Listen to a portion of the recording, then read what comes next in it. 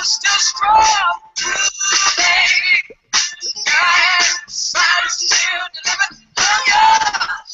welcome, welcome, welcome to the Scandal Fan Podcast. I am one of your hostesses. I'm Jaha Knight, and I am joined today with Katrina Pavela and Langston Smith, and we are soon to be joined by LD Harris. Welcome, y'all. Hello, hello, hello, hello. Hello, everybody. Welcome to the Scandal Podcast, everyone. So, in place of Langston will be Barry White today. Yeah, because my voice is stuck on stupid today. But it is. But anyway, I'm Langston Smith, and you can find me on Twitter at Langston Smith. Your turn. Sorry. She always does this. Like she does. No, I saw something that made me roll my eyes. My name is Katrina Pavela, and I am katrinapavela.tumblr.com. That's my website. And I'm also on Twitter at #1feeling.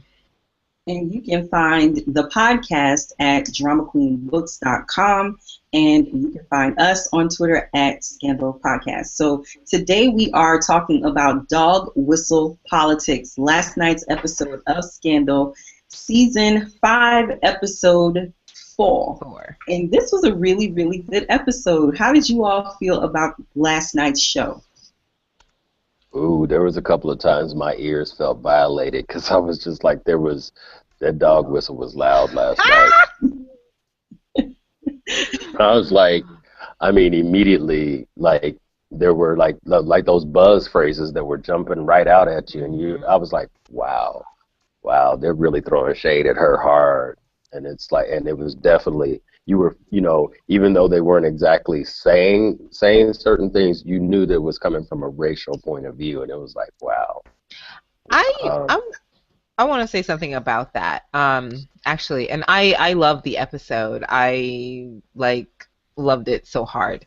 But what I noticed about the dog whistle politics issue is that even before how it was framed by this kind of profile, this news profile on Olivia Pope. Mm-hmm. So before we even get into the first segment, her own father was using coded language about her, right? Her arrogance and using terms like that. I'm like, this is starting already. It's not just these white people that kind of have a problem with Olivia's kind of audacity as a black woman. Her father has a problem with it too, right? He raised her. Right, and the thing about it was that was kind of overlapping, actually. Yeah, right. That serves to go right into the profile, and that's not by accident, right? That we see Roman, he's saying this stuff about Olivia, and then the profile picks up with him and about how this man raised his daughter to be an African-American woman who felt entitled to own the world in the way a white man does, and she does. The problem is that her father thinks that she shouldn't own it above him. Back up, Katrina. You already know better than that. She's just like, I'm gonna go into everything, and I'm not gonna stop. No, I wasn't. I wasn't even trying to go down that road. I was just saying the dog whistle politics was not. It was not limited to journalists. That's all I'm saying in the episode. Yeah. And I hope no. There were other examples of it throughout the whole piece, but definitely like the part where you said when she said, is her sense of self-entitlement. Yeah. I was like, oh wow, not that she was entitled, but her sense of self-entitlement. I was like, damn, we can't even actually have entitlement. We gotta be if this world were mine, right? To live that and to live that way as if this world is yours. And obviously, let's just save that for some After Dark stuff. Let's just save it. Okay. All right, so y'all, if you are live with us and you are joining us, thank you all for being here. And special shout out to those of you that are sponsoring our Patreon campaign for Scandal Podcast. Thank you all so much. I want to tell you how to chat back with us because I had this issue last episode where a couple of people, they felt like they didn't get their comments read or, questions answered or opinions heard. And I want to make sure that you know that if you are talking back with us, you should be doing so either on one of two places. I'm going to say this, one of two places. Listen up. On Twitter at Scandal Podcast, or you need to be clicking that Q&A app and you need to be chatting back with us there because there is no other way to chat back with us. I do not have my email open, so when you're sending those messages on YouTube, I cannot see those until the show is over. So please make sure that you're chatting back with us, number one, on the Google Hangouts on Air page on the Q&A app, which is why that's the only page I tweet out, and then also at Scandal Podcast. Next week, we are actually moving. So please make sure you note this. Next week, say it with me, we are moving. Come on, y'all. Come on, team, y'all. Say it with me so they hear us. Next week. We are moving. Next week. We are moving to Blab. So our conversation. I don't know what that is. Our conversation will be a little more streamlined. It's blab.im. And I'll be tweeting that out throughout the show today so that you can follow us on Blab. But it's blab.im/Scandal Podcast. So everything is through Twitter. And the questions that you have, I'm going to answer right in a second, Langston. But everything is through Twitter. Blab is through Twitter. Periscope is through Twitter. If you have a Twitter account, you can get on Blab. It's very easy. So basically, you're saying we'll never get that Google sponsorship. Google don't want to sponsor us. Because we leaving Google. We leaving Google. Is that what you're saying? We're leaving the live show. So even the podcast is going to be through Blab? The podcast. Blab. We're not going to be okay. I'll put the show on YouTube afterwards at some point, but it's all Blab because it's easier to do it through Blab. That audio that I pull off and put on the actual podcast, I don't have to do that no more. It's done I don't have time for that. So I'm simplifying the process. And so just follow us to Blab because that's where we will be live, and I'll be sending out tweets throughout the week before we go there. But you'll have some tweets that are running right now under Scandal Podcast that will show you where we are so that you can be there next week with us. And if you're on the Scandal Podcast mailing list, you'll get another email that will say, hey, y'all, we're moving. This is where we'll be. So if you're on that mailing list, you're on DramaQueenBooks.com. There's a mailing list right up in front. Just go sign up to that, and we will send you that information so that you know how to find us. So it's going to be great. It's going to be a better contained environment where the conversation is flowing right there in the screen so that we can get everything you say rather than bits and pieces here and there. So it's easier for all of us. So go ahead. What were you going to ask me, Langston? Oh, you answered it already. It was just in regards to how we were going to get that info out to people, but you answered it. Hey, Moretta. Moretta said, we are moving. Got it. Yes, ma'am. Hey, Moretta. We are moving. Yes, ma'am. So one of my questions is for the show. Question one. The biggest question that started off the show was when Jake asked Papa Pope, who are you working with? So what did you all think in response to that? Who do you think Papa Pope is working with? Elise. She's the most obvious person right now. And yeah, I mean, the come most on, obvious Elise, person not to be trusted too. Elise, Eli, and I'm sure Mama's up in there somewhere too. And look at where it's at. Look at where they are. They're in Paris for a reason. Right. And plus they, I mean, I don't know, could be very well won, but it felt very telegraphed from the very beginning when Jake said, I'll find whoever you're working with and I'll kill them. And then, of course, what was Papa's response? You should know me by now, or something like that. And I'm like, yeah, that sounds like some shit that Papa would do, was make your ex-wife your enemy. So that's that. And I could very well be wrong, but that's what I was feeling. Because he knows how to get to people. Right, and then of course, and and he's probably the reason she was late in the first place. Then of course, having him think all of these years that she was dead, and So you know, my mind was blown when he said, I would love being married to you, and I was like, oh, Let me tell you something. okay. My mind was not blown because the Scandal Snapchat Mm-hmm. account tweeted out they usually tweet out like the emojis like for the episode, and it Mm-hmm. was the sun emoji and a bride emoji, and I said that motherfucker is married or Mm-hmm. his ex-wife is coming back into his Mm-hmm. life. Boom. So I was expecting Elise, but oh man, Yeah. what I would Plus love to the see fact right that, now are the plus the fact, tears of but O Lakers. but the other thing too is the fact that she is, that we now realize that both of them have been living under assumed names. So Elise isn't even her real name. And But So we've Tia, known that therefore, Jake is living under an alias too. That was confirmed in 422, the finale for for season 4. mhm, We still don't know what his real name is. We just know that his mother has the last name of Cooper, which we assume is also his last name, but we don't know what his first name is. right. And so therefore, since she's living under assumed name, obviously Elise is a fake name. So Hmm. it's kind of almost like Papa may be taunting him by by her having the name Elise, which is tantamount to Eli. So it's just a female Eli. So it's I like think her name. Sorry, he no. probably Papa probably purposely had her pick that name to see if he would be smart enough to figure out that she's the one that's working with him. But he's not smart enough. He's not. He's not. Right? No. He prides. Hey, I'm sorry. We're just shade Yeah. around here, but like he's not. Yeah. He prides himself on being like the smartest guy in the room.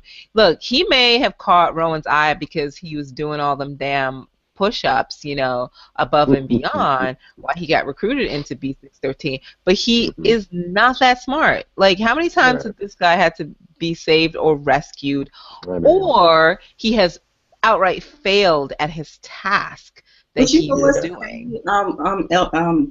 Katrina, when I was watching this and I saw what was going on with Elise, and then the next thing you know, and Langston, you have a really good point about it potentially being the female version of Eli, and especially since she feels like he did her some kind of dirty or some kind of wrong. I was Hmm. watching when he rushed in there and he saved her. You see what I'm saying? And I was like, oh my God, Oh you're yeah. so right. This dude does have a god thing on hero Hero complex. complex. He does. Thank I was you. Right. like, And then on top of the fact that we already all know that was a big old setup.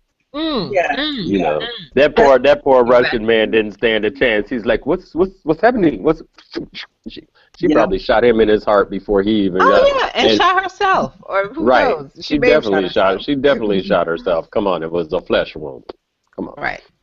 Oh, the that's Russian would have at least put it through her shoulder. Right. She's a spy. She lies for a living, as does Yeah, Jake, which I would like to remind everyone of, you poor yeah, misguided Lakers out there. Um, yeah.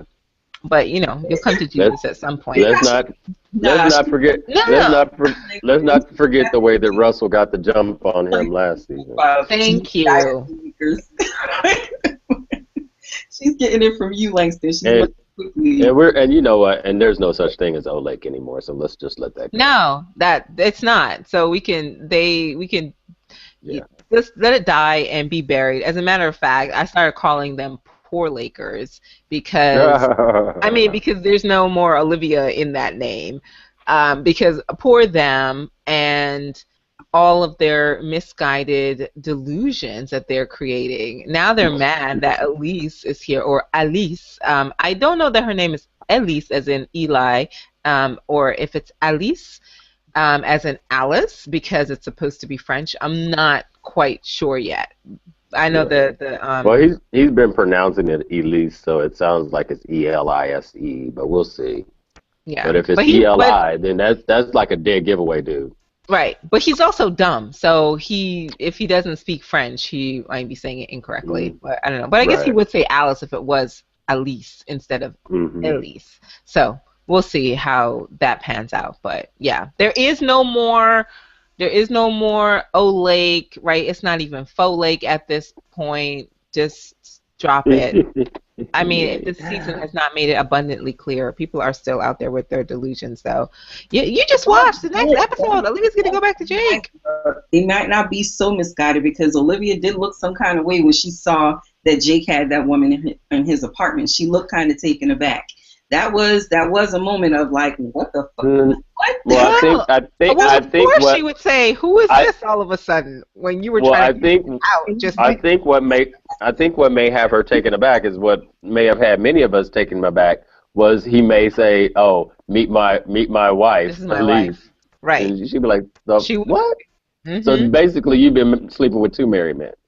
Right. So there goes the argument of, but he's single.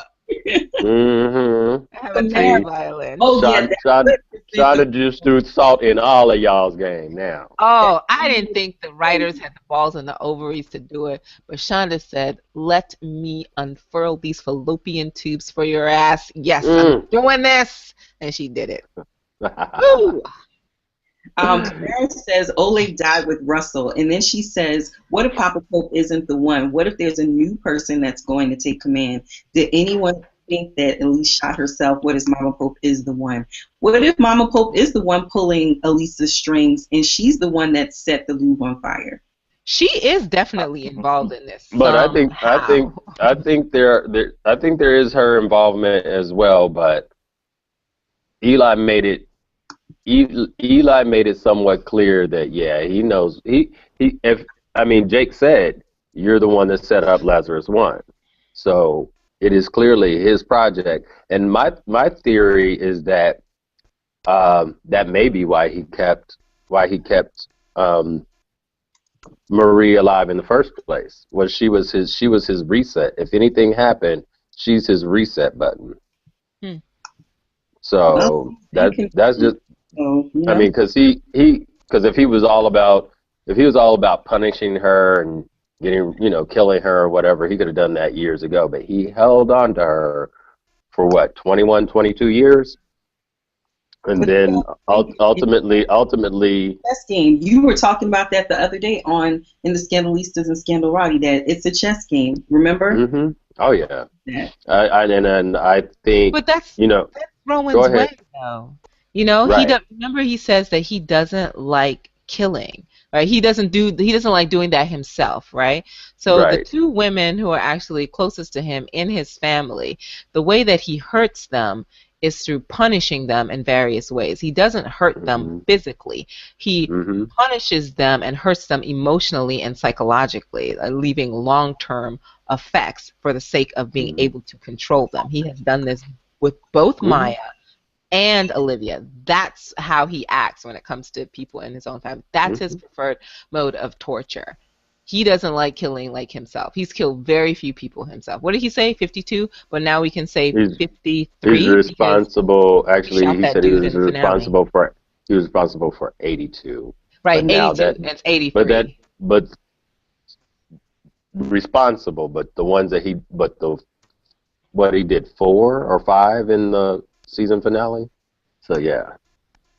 So he added some more to. He added some more to the list. He added a couple in the finale. Yeah, that he actually did himself. But previously he said he was only responsible. He hadn't actually killed anyone yet. Right. So, well, we don't know exactly how many he has killed himself. Right. He says responsible, which clearly. Yeah. The noteworthy thing about that was that he didn't feel responsible for those 329 people that on the plane that Fitz shot down. He probably thinks that Maya is responsible for that since she lied to him about the bomb on the plane. So we are live, and we are joined by, of course, Cassandra. She says, it's Cassandra, I'm here. She wants to. Hey, Cassandra. Hi, Cassandra. Cassandra and I had a lovely bonding moment last night. Did you? Yes, we did. Do tell. What did she say? Yeah, we had somebody who was giving us the blues in the Scandalistas and Scandalrati, and she chose to step into my inbox. Not good. A little TT. Because it's like, first of all, we've had this conversation on here. It's like if you disremember something, or if you can't remember something and several people advise you that maybe you need to review, but yet you argue to the death, and then you come into my inbox after I've already told you that I'm not feeling you, I'm gonna tell you that, get out. The Kraken. Yeah, I did. I had to do that, but listen, there are people Cassandra and I had a great time. To stand in their wrongness and be wrong, and I have a personal problem with that. Right. And I mean, seriously, it's just as simple as, if you have on demand, you go to on demand, you check it out, it's free. I mean, you can get a free week of Netflix and binge watch for as long as you want to without having to pay for it, or go to YouTube. A bunch of clips are on YouTube. You can look shit up. Exactly. You just, I mean, some of the stuff you even just Google it, and it comes up, and there's wikis that literally tell you what happened in the episode. Or, like I said, just go on demand and review, because it's like if somebody has told you more than once, no, you're wrong, this is what happened, and then another person tells you the exact same thing, and you're adamant in your situation that this is absolutely how it is because this is the way I remember it. Well, if it's the way you remember it, then you're remembering it wrong. You're remembering it wrong, so go check it out. And it's just that simple. Why cause yourself and everybody else the grief of going through all of that when all you have to do is just go check out a video? They're just being a melly about it, refusing to be wrong. That's all it is. Well, De'Ara Kane says, all I have to say about the Joe Jake and Rowan scenes is that who asked for the return of 613? Please make it stop. Oh my God. Can I say something? I was so shook by the end of 503. Like, it must have been in my subconscious that I'm scared of B613's return, that I was filling out a form, and it came to my postcode. Now, my postcode does begin with B, right? But why did my ass automatically fill in B613 on the form as my postcode? That's how shook I am. God. And I took a picture. I have proof, because when I did, and I looked back at it, I was like, what the fuck is wrong with you? Like, I wasn't even thinking about Scandal. That's how deep B613 is in my head. You've been programmed. Yeah. You've been programmed. All right, you had a little absence, and they probably put you in the hole, so we don't know what you might say. I don't know. My memory's been wiped. I don't know. Yeah. Anyway, of this episode, so we're still on question 1. Y'all over there. All right, let's get into it. Get mad. Go ahead. An elite Swiss boarding school. She went to school with 14 of the world's leaders and 8 of the world's billionaires. He once told a colleague that he was going to do the impossible, raise an African-American girl who felt fully entitled to own the world as much as any white man. Is Olivia Pope her father's success story? Did he go too far? Did Olivia Pope's manufactured sense of privilege make her feel so entitled to that brass ring of power that she simply took it? How did you all feel about the narrative that was spun about Olivia in this episode? Yeah, there were a lot of narrative moments that just like stuck out like a sore thumb and made you just want to throw something at the TV. But you know that this is the kind of people think and say. Sorry, no. But I mean, but just simply the fact, the use of the words manufactured sense of entitlement. It was like, wow, so you're saying that there's no way that a black woman could actually have a sense of entitlement based on her accomplishments, but she's manufactured. Okay. Right. Okay. And that she took it, right after saying that she went to one of the most expensive and elite boarding schools in Europe, right? And also noting that that's later on Georgetown Law. They have the nerve after that evercation and that pedigree to then say, or did she just take it? Or later on was she lucky? Right. It's like, bitch, are you contradicting your own self? You just talked about the education that she had, the people that she hobnobbed with in the school that she went to in Europe, and you then have the nerve to that. This is like they don't even make sense in the narrative that they made. And the fact that, you know, probably also underlined in that narrative without actually being said was that she was a product of affirmative action. So therefore, she probably, and you know, and especially since her father was supposedly a janitor, which we know he is not, and so, you know, who worked his way up, but you know, supposedly he started off as a janitor, and I'm like, are y'all just not hearing what you're saying at all? You're really going to believe Princeton. Right. So you're really going to believe that, you know, because, well, obviously, number one, they do acknowledge that he did at least go to make it to the Smithsonian. Right. But still, you got to get a clue when you're trying to make that the whole concept of her going to boarding school match up with her dad being a janitor. So then, of course, like I said, the assumption is that because her dad is a janitor, it must have been something to do with affirmative action. She got scholarships, but is not possible that she possibly got good grades and she's brilliant?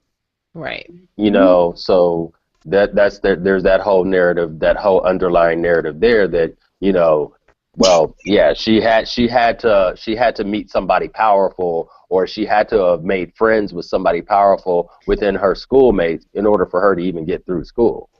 Right. So the whole thread through the narrative is that Olivia, in her own right, through her own intelligence and her own efforts, did not become formidable. That every step of the way that she got up the rung of the ladders through someone else that she knew, someone else who was powerful, through powerful men. The likely relationship was a sexual one that enabled her rise to the top, right? That is, which is the ambitious slut card, which was the narrative that we knew that they were going to. Right, which that's is what all they're of which painting, right? All of which came from Cyrus's, you know, his kill file, his kill folder, his kill folder, right? But, and you also notice that a lot of those photos, although in black and white this time, were the same photos that were used in that kill folder. And if you really pay attention, to the photos, and I was raised this question in Scandalistas and Scandalrati, is like, how can you be sure that any of those guys are connected to her at all? Because there are 6 photos that were, you know, put up in a row. 3 of them are men by themselves. Not even Olivia's not even in the picture. One of them, she's standing beside a guy. Obviously, they're getting out of a limo or something. One photo of her by herself, and then one photo of her with a New Year's hat on, and, you know, and some guy poking his head into the picture. How are you sure that any of those guys are in any way connected to her at all? Romantically. Sure. All they need to do is have a photo of her with a couple of those guys, and so they create a pattern. That's all. Right, but that's the point I was trying to make in the group, is she may not be romantically linked to any of those men. She may not have even had any association with so-called older men. She may have dated in her own age group, but because of those pictures, they created a narrative. They forced a narrative that said this is who she is, and that was the point that I was trying to make in Scandalistas and Scandalrati. To the world, but right. I think we do have some evidence that Olivia does kind of have a preference, right, and that she was what they call a sort of party girl. But no, I fully support what you're saying, because you're right. There is no proof there of that relationship. Right. They're forcing a narrative based on very few facts. Right. And then let's go with the fact that if she truly does have a preference, I get it that Fitz is older than her, but how about the fact that narrative was created by Cyrus because of the fact that Fitz is an older man. So he wanted to create that narrative that this was a pattern with her. Right. Now, if it were truly a pattern with her, would she have dated Jake, and would she have dated Russell? Right. That's the question right there. So that's the thing, right? Well, That's why I'm not so sure. Jake or Russell. You She know what slept I with mean. them. You know what I mean. But if it was, them, but if it's really truly a pattern, and it's what you prefer, that's what you stick with.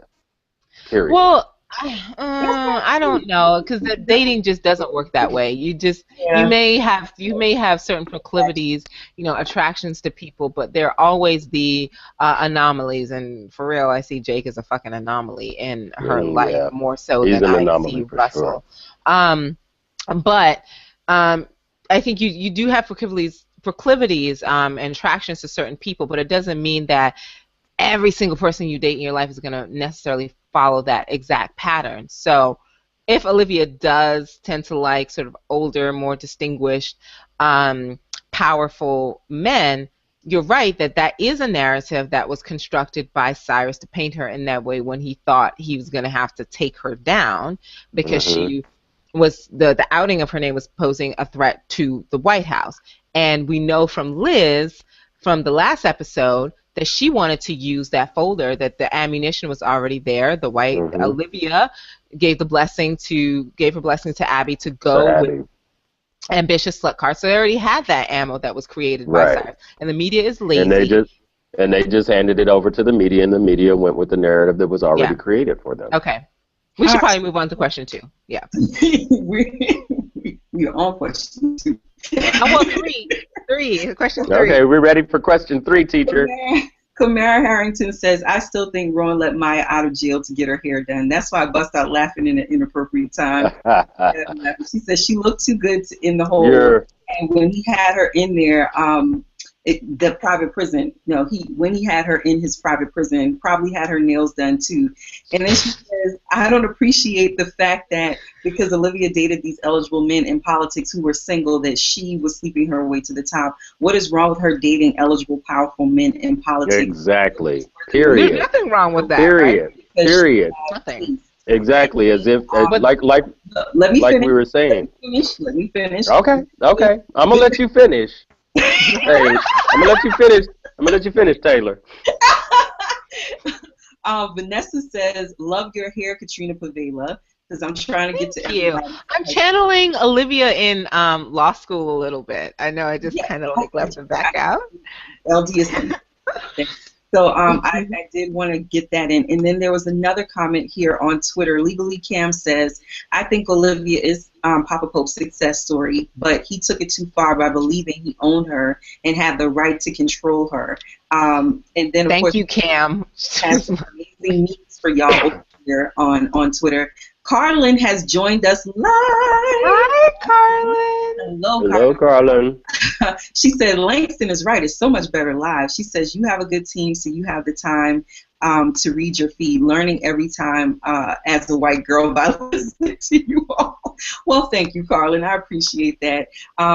Cassandra says that, we're about to answer that question right here, Cassandra. I'm about to ask them that about Marcus. So you cut corners, you break rules, and you're shifty, you're shady, you're hemorrhaging clients, and in 6 months, you'll be as broke as I am. So do I want to be a gladiator in a suit?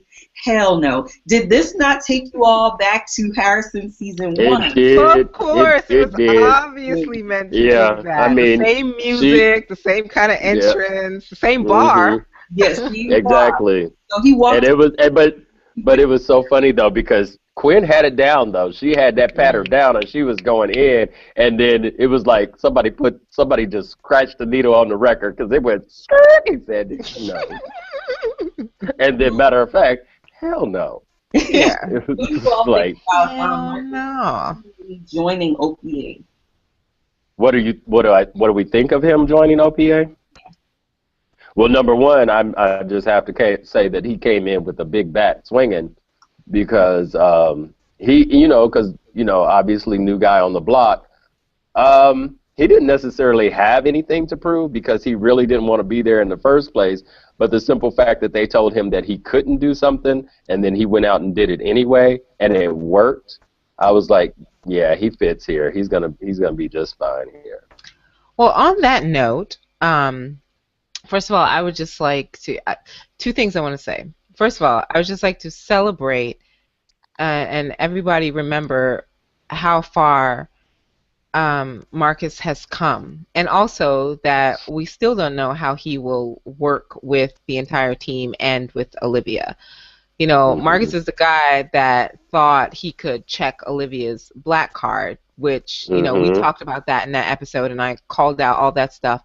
And lo and behold, Shonda, I knew this was going to happen. Shonda came back around in 419 with I'm Just a Bill, and we saw a different side of, you know, Brother Marcus and what's really going on in his life. So he has some empathy now that he was in a tough spot and Olivia helped him out, and he recognizes, hey, she's in a tough spot, you know, I'm going to do a sister a solid, and I celebrate him for that. I'm very curious about how he is going, because he really tried to like take charge of OPA in a lot of ways, and I'm very curious about how he, as a community organizer, this guy who's used to being in charge in his own right, is going to be able to work with and under Olivia's authority, not just as a woman, but as a black woman. And I said this like way back in the summer when we heard he was coming on the show. I said, Olivia needs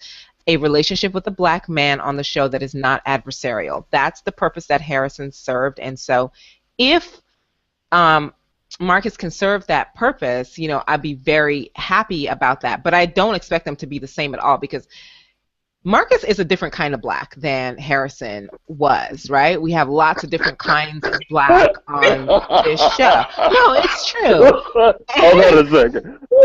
Right? And Shonda talks about this, that my black is not your black, and it's really something I wish people understood more. Nothing pisses me off more than people projecting their expectations of blackness onto Olivia Pope, and even furthermore onto what they think the show should be or should serve. Like, it gets on my last fucking nerves. Because we've talked about this before, especially like with the Cookie Lion and the contrast between her, and then looking at Blackish even, and looking at Tracy Ellis Ross and the different dynamics of what it means to be a black woman. It's not universal. No, you almost killed me with you. It's almost kaleidoscopic, where we have so many facets, and every single show that we have out there where we have a black woman or black women in prominent roles in the narrative, their blackness is really contextual, and you see how it operates in different ways. So I hate when people are like, well, she should be acting like this, or she needs to tell Melly off like this, and it's like, do y'all know her? Do y'all know Olivia? Do you know what show this is? Do you know Shonda Rhimes and what she is giving to you, and the amount of shade that she puts into the show? No, you can't see it because you're too busy like looking for Olivia to serve your personal kind of blackness or a kind of true, authentic black womanhood. And I think stereotype. It is like, it happens a lot of times, and it's like really frustrating. So that Olivia's problem is, as a character, and I say problem and I put that in quotes, right, is that she is at once black but also not black enough, right? Which, I'm not even going to get into this about the Emmys and like all that kind of stuff, right? Because Olivia is black, she's a black face, she's a black woman who is out there trying to own her life, she's in the upper echelons of power, but for some people, she's not specifically black enough, and therefore the show is a problem. But also a stereotype. And then Empire is a problem because Cookie's too black. So, you know. Right. But the thing is, white people love really specific black people. They like to celebrate that really specific blackness. So Cookie is great because they can put her in a box. But you can't do that with Olivia because she is just as good or even better than y'all. And that is a threat. That's the narrative that's being framed on this episode. Thank you. Exactly. Right back around. That's where Shonda came from in this episode. And Alex, I really hope people get it. Welcome, Alex. Marcus he says, because I don't know if you're a girl or a guy, Alex. Marcus was needed because Huck and Quinn aren't black and couldn't understand the coded language being used. Kamara says OPA still needs to hold a job fair because they need at least one more person not returning. She also said exact duplicate of the first 10 minutes of episode 101. I thought it was funny. I always thought Marcus would be fabulous as a gladiator. I was so proud of him when he got to swing it for Olivia with the press. Shonda is educating the people. Welcome home, home, Marcus. Then Bright Eyes, which is Cassandra. Cassandra says, Jaha, I love your hair too. You stay looking cute. Hello, thank you, girl. It is very cute today. And Well, then damn. Langston said, what about his hair? He has the silver in the waves. Okay, amber waves. He has the silver Don't waves. deny his waves. He has the silver waves. Legally Cam. These are surfable waves here. Surfable. Legally Cam says, I'm here for him. I like that he goes against the grain with this gladiator stuff, but he still has Olivia's back. Sandra says that she's standing for Marcus. Here we go. LD 00 says he makes more sense than Jake joining OPA. At least he brings a skill set than Quinn and Hug. Jake was redundant. Yeah, that's absolutely right. I agree with you. Legally Cam says, despite my dislike for Jake, he did not bore me completely with Elise. I'm interested in their relationship. And then I don't know what she's talking about, so I'll talk about that later. So the next question that I have for you all, because that's probably what she's referring to, is raise your hands if you are happy that Jake has what it seems to be a murderous love interest. Yeah. What did you say? I can proceed to not a murderous love interest. So yeah. Cassandra says it was such a cute moment between them. She enjoyed it. So apparently she's also standing for the fact that Jake has a murderous love interest. Yes. A murderous wife. Let's remember that. It was like, wait. I was like, wait, what? Mary? Okay.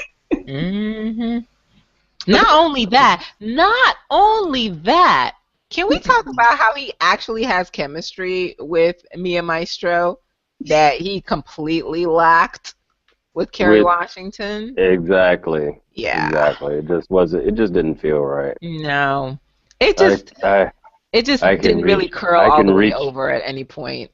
I can reach you in places that he never could. Let me say something about that too. If there are any O-Lakers out there watching, girl, you're not getting loved down right, because if any man has to say that to you and he's not showing it to you, it ain't right. And I don't know why there were girls out there like, yes, Jake, yes, because as far I can't remember. And honestly, because I'm like, honestly, outside of the moment where where Fitz took Olivia up in the closet and just kind of took it and everything, but that's a whole nother. He did not take that. Don't make me go into what actually happened in that closet. I know what happened in the closet, but you know what I'm saying.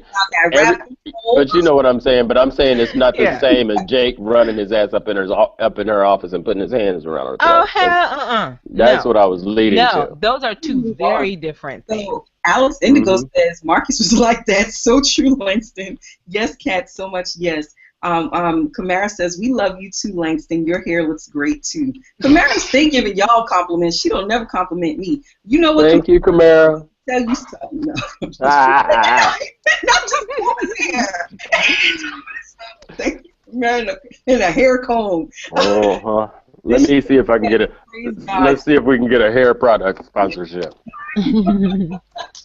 She says, yes, praise God, Jake has a woman. And she also says, Black Americans are extraordinary. Well, Black people are extraordinary people. Our Blackness cannot be typecast and put into a box. You're absolutely correct. Totally agree with that. So this is one quote that many different flavors. So many different colors. We are Baskin Robbins up in this bitch. Yes, we are. Goddamn flavors. So, little old butter pecan over there. Look at her with those big old glasses on her face. The senator said, "You got me all flustered." His whole administration, he's had these bitches lined up. I want that mother. I mean that of the evening. To me, that was hilarious until he went and said some other bullshit. Then I didn't like that. So my question is, do you think Fitz had a heavy? I don't even want to talk about that man in a way, but we're going to get to the senator in a second. So, but I do like the idea that Fitz, when he was talking to Melly, because this moment came in. Fitz was talking to Melly when he was on the floor. He was crawling and playing with little Teddy, and he had a heavy as the head moment when he was standing there with her, and she was like, "What are you doing?" That whole thing. What did you think about that conversation between him and Melly, the nuances of it? And we didn't even talk about the Olitz convo that started, that was at the beginning of the episode where she told him that she didn't want him to save her. And the contrast between the feeling that Melly makes him feel and the feeling that Olivia makes him feel. What do you all think about that? And Katrina, you got a solid 30 seconds because I know you're going to go in. Which one are you asking me about? The Melitz moment or about the conversation between Fitz and Olivia? I want you to talk about the Olitz moment and the Melitz moment. She can't do that in 30 seconds. Both of those in 30 seconds? Not even possible. Not even possible. 60 seconds. A minute. Sorry. Girl, you better snatch that back real quick. Okay, I think there's so many different nuances to both those ones, but I think the biggest difference is that for the way Fitz approaches Melly is what is it that, almost like a bomb, what can I not say, or what should I say to make sure this bomb doesn't go off, to make sure I don't make things more complicated for myself. And the way Fitz approaches Olivia is he wants to make sure that she's taken care of, and not in a helpless way, but in a, I care about you, your well-being and your welfare is really important to me. I'd never get that sense with his relationship with Melly, and it's just a different relationship, and not necessarily in that's something that we see in those two scenes, but from beginning to end of this episode, Fitz's main concern has been Olivia's welfare. The conversation they started in the beginning with him, she tells him, you can't do anything as president. This was my decision. Don't take this away from me. Blah, blah, blah. But he's very concerned about how people are raking her over the coals and the way this makes her look, which contrasts with how he looks, which is what Liz is concerned about. And he already expected that he was going to get bullshit for it from his own party in some ways. That scene with Melly, I noted how much Fitz didn't say to her. That was really important to me. They had this kind of silence between them that was filled with a lot of meaningfulness, prompted by, Fitz saying about Teddy, hiding, how do we lose a whole boy? Well, of course, they did lose a whole boy. They lost their first son.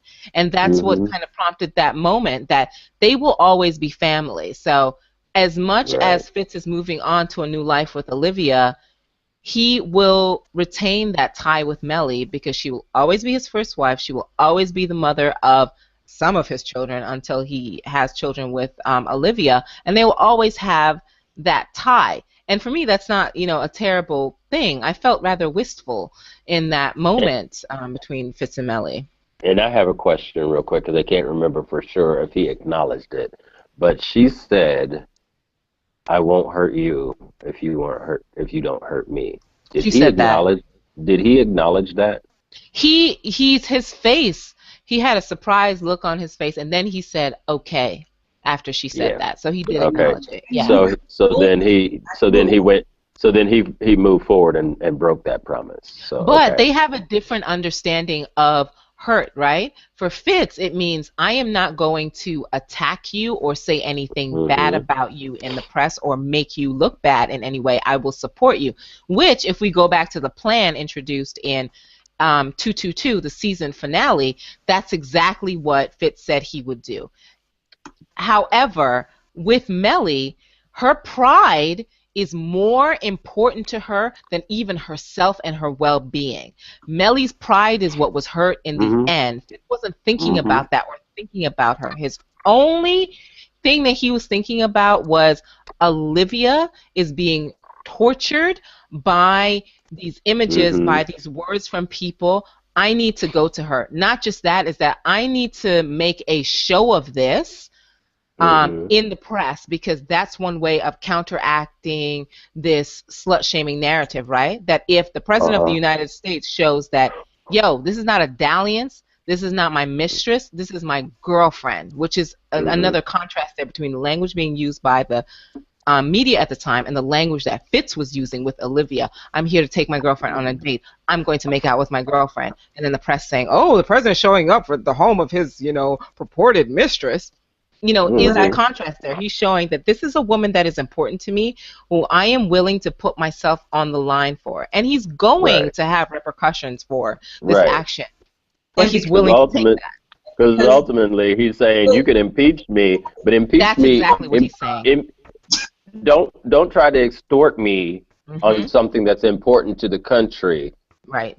Impeach me over something that I've actually done. Exactly. As opposed to trying to extort, something you want.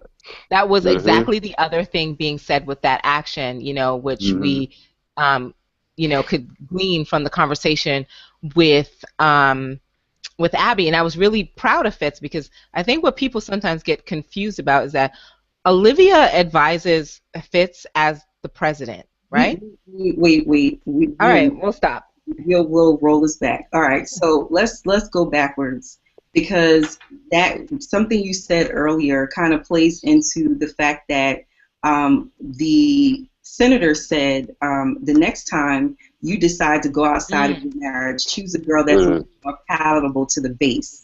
So that was something that he said in the course of what you were saying about the fact that Fitz felt like he needed to go and kind of, not save her, but change the direction of the story, the way the story was. Change the narrative. Remind America that this is a love story. America loves a love story. America will forgive anything for a love story. I'm not sure that they will forgive it in the case of the president, but that's a quote that comes back. Also, the having with Abby. So now let's go to some comments, because we're about to wrap up this episode. Alex Indigo says, "Oh well, thank you, Alex." She said, "Hey, you're on here. Look at you." Yeah, look at her or him. Her is a girl. It's a her. Oh, her. Hey, girl. All right. So Alex says, "Your hair looks awesome. Love your ears." Thank you, lady. Anything that has geek off my screen with Olivia is good for me, girl. Look. I'm sorry. I've never been. If there's anybody out there that's a hair product distributor, we're right here. We're accepting sponsorships. And that's what we're talking about right there. Langston, get on it. Thank you, sir. Is also, oh my God, that asshole Senator Gibson needs to get his ass handed to him. Yes, he does. I can't wait. Somebody will shoot him down in a plane. Well, not be 6. I'm so glad that all I had in my hand at that moment was a pillow, because I did throw my pillow at the TV, because I was like, wow. That was, but it's very telling. Nasu. But it's not unlike anything we haven't been hearing already. Exactly, it's not unrealistic. In our real press, but it threw me though. But I was like, wow.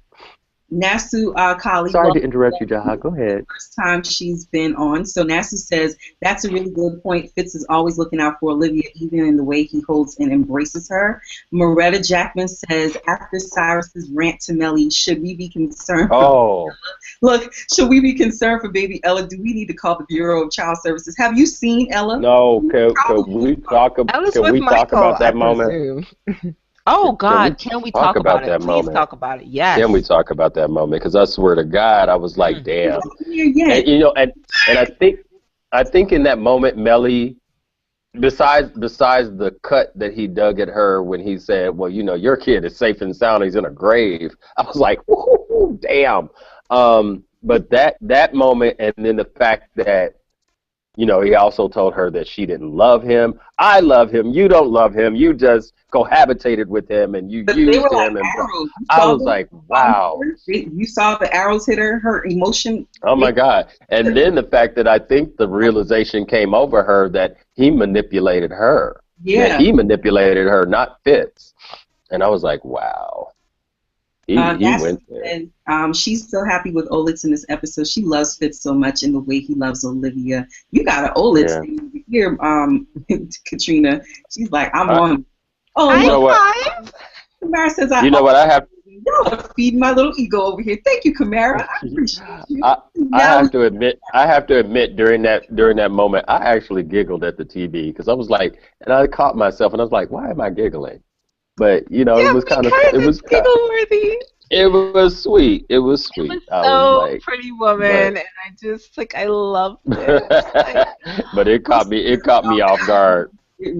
Finish reading y'all's comments. Oh, I do not like the attitude in which she said that. You just pull that back with a big old fishing pole. Y'all be like, okay, let me just read the comments and y'all can just go on in. Kamara said, Cyrus needs to see someone about that rant to Melly. Did anyone think that Cyrus is really in love with Fitz? No, I kind of felt like Cyrus is a lot like Cyrus is Fitz's father in that way, and then you have Rowan in Olivia's life. That's what I thought about too. I said, Cyrus, you're sounding like Rowan. You're obsessed with this control over your child. I think there are some jilted lover aspects there. But yeah, there are. For me, it's like a platonic thing. I don't think that Cyrus would ever really want to fuck Fitz, but I think she took it there, didn't she? She said, well, I'm sorry. I've been drinking. Just make a t-shirt. It just says fuck Fitz on it. No, I think they're, I think Cyrus has found Fitz very attractive. I don't think that's something that he would ever try, but there are some jilted lover aspects to their relationship. But when he in season 3, when he first meets him, he's immediately was like, "Oh my, you're tall." He was appraising him. Good hair. Look at this. Yeah, and it was the tone of his voice while appraising him that was like, yeah, he was immediately smitten by it. He was like, in another life, if I wasn't going to be your campaign manager, believe me, I would tap that ass in a minute. Like, it was that kind of a thing. And you know what? And you if you check it out again. If you check it out again, I watched it again because I was like, what? Because it was almost like he wanted to say something else, but he said, my son, my child. But it was like he hesitated because he said, I love him. He's my son. Yeah, it was he like wasn't going to say that to Melly because he would be giving something to her if he said any of that. But I think that Cyrus said some... This is the thing. Because Cyrus has been with these people for 14 years, he knows Melly very well. And, sees a certain side of her. I'm not going to say that Fitz doesn't, but Fitz, has a certain view of her. And Fitz also knows her very well. So when Fitz says things about her, I do listen because he's been married to her for 20 years, But Cyrus is correct that Melly is primarily about herself, which is what he said in the fourth-season finale, that it's always about you, Mel. Ain't that it? Yes, that is it. And I don't know how there are people out there who haven't cottoned on to this fact yet. All the people that want to hail her up as a feminist icon when her feminism is primarily about herself. Please help me, child. Please help me, Alex. What? Alex, are you getting tired of us talking? All right, we'll stop. Because you know what? We liked you at first. Over here. No. We got two smooth minutes on the show. So Alex says, that was an epic read. I loved it. Cyrus reading Melly for filth was needed. Why do only white people get to call her out, though? That is absolutely true. Nasu said, I'm still confused. That's not true. Rowan read her ass. Got her ass in the season finale. Right. Okay. And there's been a couple of times when what? There's been a couple of times when Olivia took her down too. So hey. Listen, what people are really waiting for is some. Let's see. All right, I muted them. So Nasu said, I'm still confused with Melly's character. She annoys me so much. And then she also said, oh my God, that Rowan Cyrus parallel is so spot on. I never thought about it that way. Kamara says Fitz's relationship with Melly is like walking through a minefield or maybe eggshells. Fitz will always have love for Melly because they've been married for so many years. And then Alex says, no, please keep talking, guys. We gotta go. We can't stay on here all night. You just trying to get your Chipotle. That's all you. I'm not. I'm trying to get to the after dark. And then Kamara says, Melly never. So you can go to Chipotle. But anyway, go ahead. Unmute yourself, Katrina, because we're gonna make this difficult. Every time she try to put us on mute, we just come off on mute. Like, that's right. Myself. Kamara says Melly never took any of the deals offered. Did Melly actually take Fitz taking Olivia out in public as hurting her on purpose? Yeah, she did. Yeah, I think she did. It hurt her pride. It hurt her ego. That's what it hurt. Lucinda says the scary thing is, there are tons of Senator Gibsons out there. You're absolutely right. Oh my God, they've been on TV already. Should LG so many really great. She said, "Is this?" He's talking about Elise. Is this where Jake's savior complex comes from? He couldn't save Elise, so he's always trying to save Olivia. Y'all don't even. I don't think. I'm just thinking about it, but I just think that I wouldn't say. I mean, he said he thought she was dead, so he wasn't really trying to save her. He was just waiting for her. So I wouldn't say that that's where it comes from. Team Olivia Eva says Marcus is not playing. He's about that gladiator life. I like that girl. Yes, he's about that crowbar and baseball life. That's what he's about. Claire says Marcus doesn't need to be a Harrison 2.0. I hope they focus on his skills as an activist instead of making him suavish. Yeah, I think that's a good idea too. So let him be his own person. K. Darshia, welcome lady, says, Katrina was right before you muted her. We are waiting on that. Yes, that's right. Call her out. Snatching Reed from Liv to Melly. She's like, yeah, she's right. They're waiting on that. I don't think that's going to happen anytime soon. It may happen before the season's over, but I don't think it's going to happen like right now in the midst of this. What was that? She said that everybody is waiting on that wig snatching moment from Olivia to Melly. She said Katrina was right. Everybody's waiting on that. He's waiting. All right, so we are about to head off into the after dark, my people. I just wanted to let you know before we left. Whew, I'm tired. Y'all are making me tired. She wants to remind you. Before we leave, that Eldia is on Periscope on Tuesdays and Thursdays at 7 p.m. Eastern Standard Time. We will be back next week at 6 p.m. Eastern Standard Time on Blab, B-L-A-B. So hold on a second. LG got a spinoff show? Yes. Y'all didn't want the spinoff. Remember in the meeting? I want to renegotiate my contract. Remember in that meeting when y'all said, I got no shit in my life to do. I want to do that. Remember that? LD said, I'll do it. But no, LD is on Periscope on Tuesdays and Thursdays at 7 p.m. On Tuesday, she's talking scandal fashion. And on Thursday, she's talking actors real of the lives. And next week on Friday, we will be back at 6 p.m. Eastern Standard Time on Blab. We're not going to be on YouTube next week. We're going to be on Blab because Blab allows us to chat back with you in a more interactive way rather than the delayed way that I'm reading your information. So hopefully we'll have better discussions there. And we have great discussions now, but hopefully we'll have better discussions there. So that's blab.im/Scandal Podcast. And you should have seen the Blab links rolling in the tweets as we've been talking throughout this episode. Thank you all for joining us. The After Dark is actually on my lower third here. It says dramaqueenbooks.com/ and be on the lookout for the other spin-off. Langston. Langston is coming to a Periscope near y'all. So thank you so much. She loves us so much, and she wanted to know what the After Dark was. That's where we take we let our hair down a little bit last week, and we talked a little bit. Katrina gave y'all a taste of the After Dark on here earlier when she let y'all know some things. She did that. Alex says Liv's actions speak louder though, always has been. She also says, okay, good night, you guys. Love listening to you all. Thank you for your time. That is true, Alex.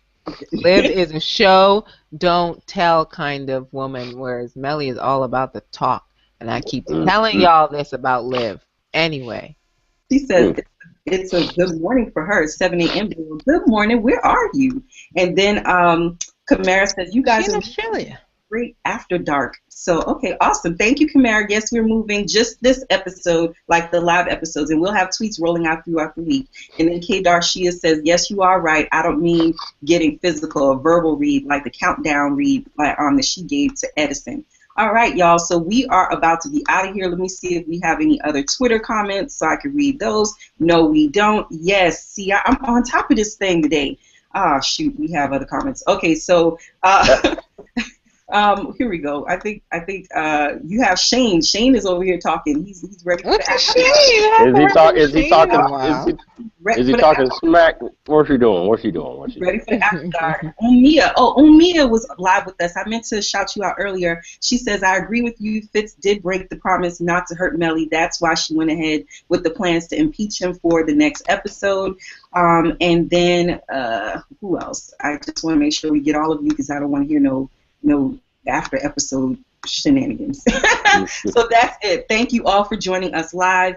And we do the After Dark on YouTube. So the After Dark is in our community, our private community. To get to the community, you have to be a Patreon supporter. You go to dramaqueenbooks.com/support, and that is how you get into the After Dark. Then we invite you. So that's still on video, and we're still doing this kind of thing, but the live show will be on Blab. All right, y'all, we are out of here. Thank you all so much for joining us. We're going back out to some Stevie. All right? Bye, y'all.